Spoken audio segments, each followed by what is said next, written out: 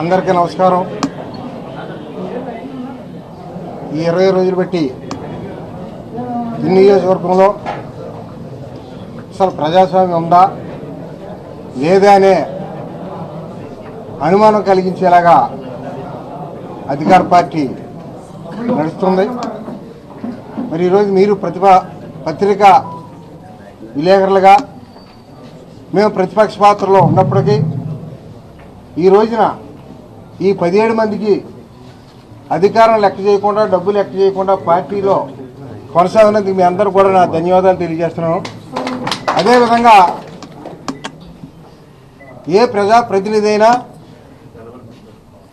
ప్రజాస్వామ్యాన్ని నిలబెట్టడానికి ప్రయత్నించాలి తప్ప ఇటువంటి ఎవరు అధికారం ఉంటే వాడు దౌర్జన్యాలు చేసుకుంటూ పోయి ప్రజాస్వామ్యం పూర్తి విశ్వాసం కోల్పోయి, ప్రజల విశ్వాసం కోల్పోయేలాగా మన పరిపాలన ఉంటే కొన్నాళ్లే దౌర్జన్యం కొనసాగుద్ది.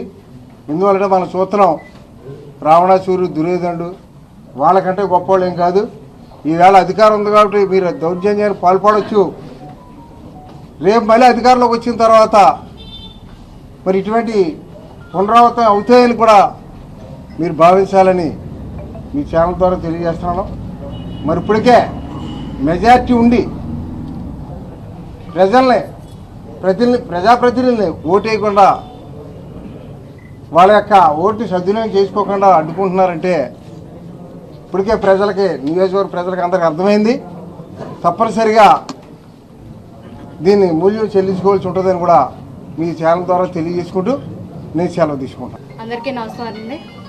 ఏదైతే వాయిదా పడిందో ఈరోజు వైస్ చైర్మన్ ఎలక్షన్ కోసం మేమందరం 17 మంది సెంటిమెంట్గా మా ఇంటికి కౌన్సిలర్స్ అందరూ వచ్చి బయలుదేరదామని సిద్ధమవుతున్న టైంలో టీడీపీ వాళ్ళందరూ రౌడీ మోక బయటకు వచ్చి మమ్మల్ని లాక్కెళ్ళడానికి, మా మీద దౌర్జన్యం చేయడానికి వాళ్ళు మా ఇంటి బయట వెయిట్ చేస్తున్నారు.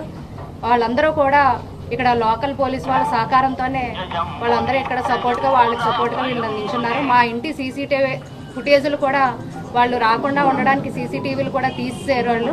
అంటే అంత దౌర్జన్యం మా ఇంటికి వచ్చి వాళ్ళు చేశారు. మాకు బలం ఉన్నా సరే మేము ఓటింగ్కి వెళ్దాం, అందరం ఇష్టపూర్వకంగా మేము ఓటింగ్కి వెళ్దాం అనేసి ముందు 2 సార్లు కూడా మమ్మల్ని అక్కడ వెళ్ళని పరిస్థితి, మమ్మల్ని ఆడవాళ్ళందరినీ బయట నించోబెట్టారు.